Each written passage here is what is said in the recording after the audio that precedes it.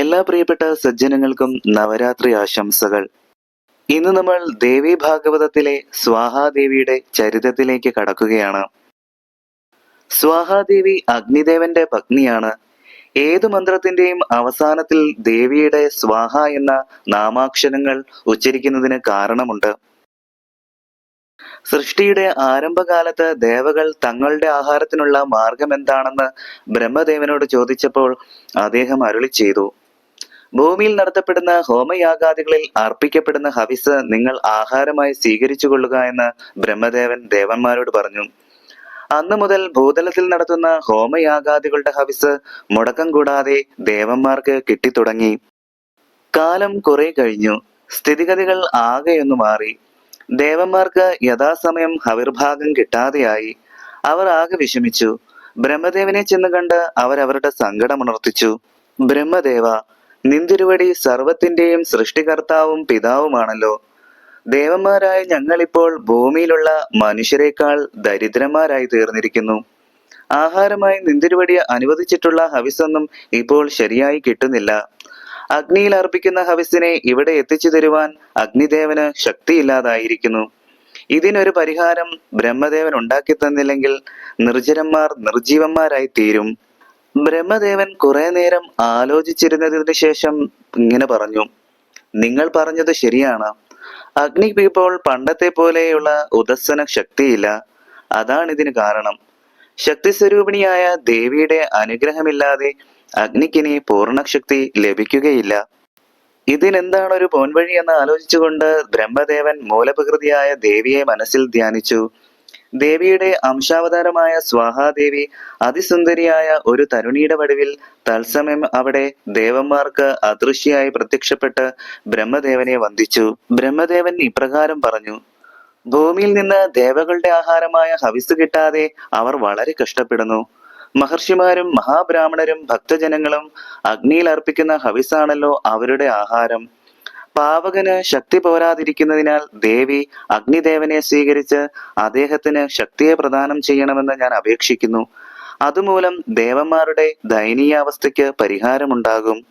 സ്വാഹാദേവി ഒന്ന് മന്ദഹസിച്ചുകൊണ്ടുര ചെയ്തു, ബ്രഹ്മദേവ, അങ്ങ് സർവവും അറിഞ്ഞിരിക്കുന്ന ലോകപിതാവാണല്ലോ.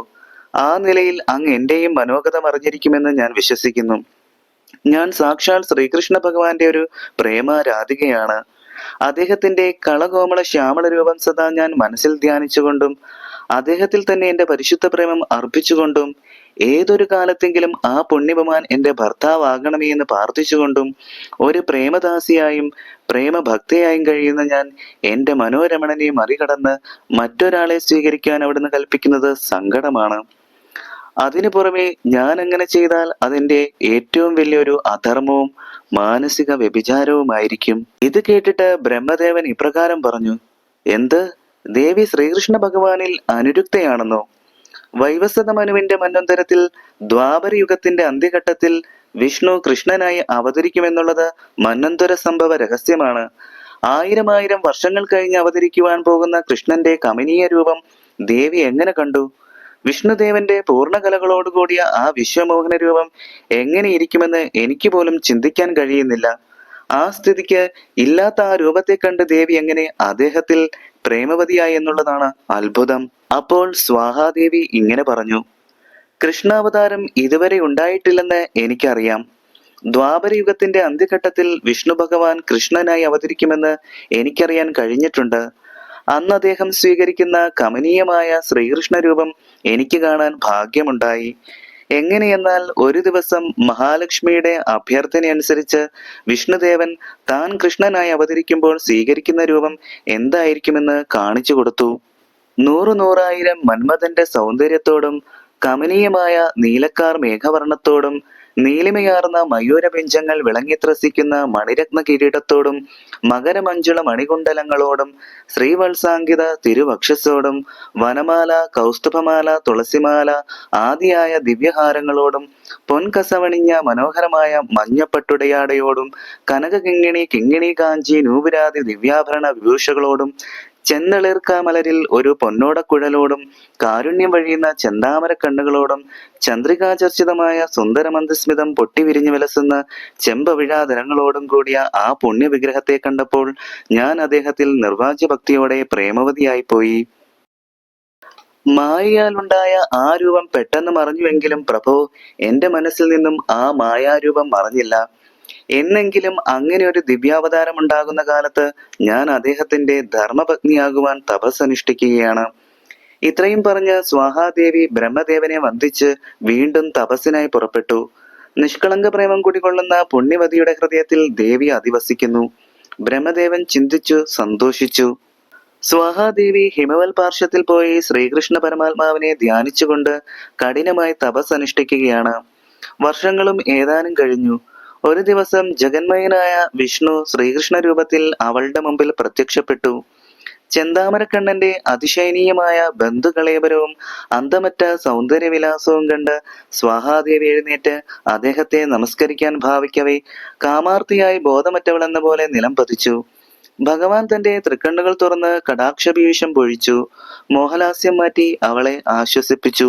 ഭഗവാൻ അപ്പോൾ അരുൾ ചെയ്തു, ഇപ്പോൾ നീ ദേവകാര്യാർത്ഥം അഗ്നിദേവനെ ആത്മരമണനായി സ്വീകരിച്ച് അദ്ദേഹത്തിന്റെ ശക്തിയെ വർദ്ധിപ്പിച്ചു കൊടുക്കൂ.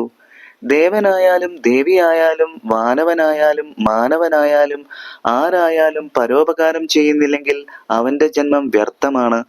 അപ്പോൾ സ്വാഹാദേവി പറഞ്ഞു, പ്രഭോ, കരുണാനിധി, ഒരാളെ പ്രേമിച്ച് മറ്റൊരാളെ വേൾക്കുന്നവൾ ശുദ്ധചരിതയാകുമോ? അവൾ പ്രതിവതയാണോ? അതോ അവൾക്ക് ധർമ്മമാണോ പുണ്യപ്രദമാണോ? ഭഗവാൻ കൃഷ്ണൻ പറഞ്ഞു, ദേവി, മഹൽത്വം നീ മനസ്സിലാക്കൂ. അഗ്നിയായത് ഞാനാണ്. ഞാൻ തന്നെയാണ് അഗ്നി. എന്റെ തേജസ്സാണ് അഗ്നി. എന്നിലുള്ള മായയെ അവലംബിച്ച് ഞാൻ പല രൂപങ്ങളും പല വേഷങ്ങളും സ്വീകരിക്കുന്നു എന്നു മാത്രം.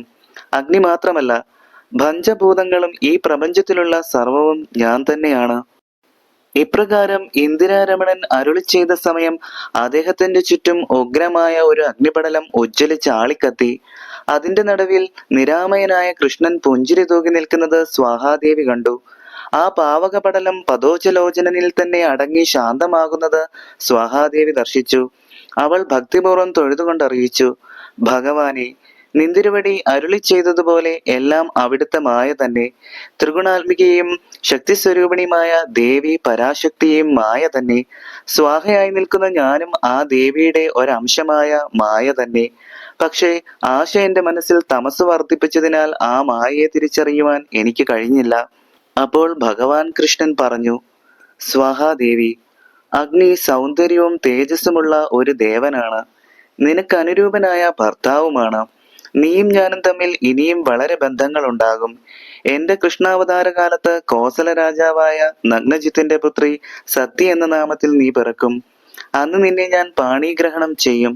അതുപോലെ ത്രേതായുഗത്തിൽ ദശരഥപുത്രനായ രാമചന്ദ്രനായി ഞാൻ അവതരിക്കും. അന്ന് മഹാലക്ഷ്മി എന്റെ പത്നിയായ സീതയായി പിറക്കും. ലങ്കാധിപതിയായ രാവണൻ സീതാപഹരണത്തിനായി വരുമ്പോൾ സീതയെ ഞാൻ അഗ്നിയെ ഏൽപ്പിക്കും. അപ്പോൾ അവളെ സംരക്ഷിക്കേണ്ടവളും സൂക്ഷിക്കേണ്ടവളും അഗ്നിപത്നിയായ ഭവതിയായിരിക്കും. രാവണവധാനാന്തരം അഗ്നിയിൽ പ്രവേശിക്കുന്ന സീതയെ കൈത്തലത്തിലെടുത്ത് എന്നെ ഏൽപ്പിക്കുന്നതും ദേവി തന്നെ ആയിരിക്കും. ഇപ്രകാരം പറഞ്ഞ് ഭഗവാൻ കൃഷ്ണൻ അപ്രത്യക്ഷനായി. തൽസ്ഥാനത്ത് തേജോമയനും സഹസ്രമന്മത സുന്ദരനുമായ അഗ്നിദേവൻ പ്രത്യക്ഷപ്പെട്ടു. തൽക്ഷണം തന്നെ യാതൊരു സന്ദേഹവും കൂടാതെ അഗ്നിദേവനും കൃഷ്ണനും ഒരാളാണെന്നുള്ള തത്വബോധത്തോടെ സ്വാഹാദേവി അഗ്നിദേവന്റെ കനകകാന്തി കലർന്ന കണ്ടത്തിൽ വർണ്ണമാലയും ചാർത്തി. ആകാശത്തു നിന്ന് ദേവകൾ താഴേക്കിട്ടുകൊടുത്ത തൂമലർ മാല്യമായിരുന്നു അത്. ആ അവസരത്തിൽ അമരവൃന്ദം ആഹ്ലാദഭരിതമായി പുഷ്പവൃഷ്ടി ചെയ്യുകയും നാരദ ഗന്ധർവ കിംപുരുഷാദികൾ ഗാനവാദ്യങ്ങൾ മുഴക്കി നൃത്തങ്ങൾ ചെയ്യുകയും ചെയ്തു. സ്വാഹാദേവി അങ്ങനെ അഗ്നിപത്നിയായി തീർന്നു. ആ ദേവി പാവകനോട് ചേർന്നതോടുകൂടി ദഹനശക്തിയും ഉദഹനശക്തിയും അഗ്നിക്ക് വർദ്ധിച്ചു. അന്നു മുതൽ ദേവകൾക്കുള്ള ഹവിസ്സും ശരിയായ സമയം നീക്കം കൂടാതെ ലഭിച്ചു തുടങ്ങി. സ്വാഹാദേവി തന്റെ പതിയായ പാവകനിൽ ജ്യോതിർമയിയായും അഭിന്നയായും അദൃശ്യയായും വർദ്ധിച്ചു ശക്തിയെ പ്രദാനം ചെയ്തു. അന്നു മുതൽ എല്ലാ മന്ത്രങ്ങളുടെയും ഒടുവിൽ സ്വാഹാശബ്ദം ചൊല്ലി അഗ്നിയിൽ ഹവിസ് മുതലായവ ഹോമിക്കപ്പെട്ടു വന്നു. സ്വാഹാശബ്ദം അന്ത്യത്തിലില്ലാത്ത മന്ത്രം നിഷ്ഫലവും ശക്തിരഹിതവുമാണ്. വിഷമില്ലാത്ത സർപ്പവും വേദജ്ഞാനമില്ലാത്ത വിപ്രനും ഭദ്രമതിയാകാത്ത വനിതയും വിദ്യയില്ലാത്ത പുരുഷനും ഫലം നൽകാത്ത വൃക്ഷവും നിന്ദ്യമാകുന്നത് പോലെ അന്ത്യത്തിൽ സ്വാഹാശബ്ദം ചേർത്ത് ജപിക്കാത്ത മന്ത്രങ്ങളും വിഫലങ്ങളും നിന്ദ്യങ്ങളുമായി തീരും. ശ്രീകൃഷ്ണ ഭഗവാൻ സ്വാഹയ്ക്ക് നൽകിയ ഒരു അനുഗ്രഹമാണിത്. ഏതു മന്ത്രവും നിന്റെ ശബ്ദം ചൊല്ലി ജപിച്ചാൽ മാത്രമേ ഫലം സിദ്ധിക്കുകയുള്ളൂ. സ്വാഹാദേവിയുടെ ചരിത്രത്തോടു കൂടി ഇന്നത്തെ കഥാമൃതം ഇവിടെ പൂർണ്ണമാകുന്നു. നന്ദി, നമസ്കാരം.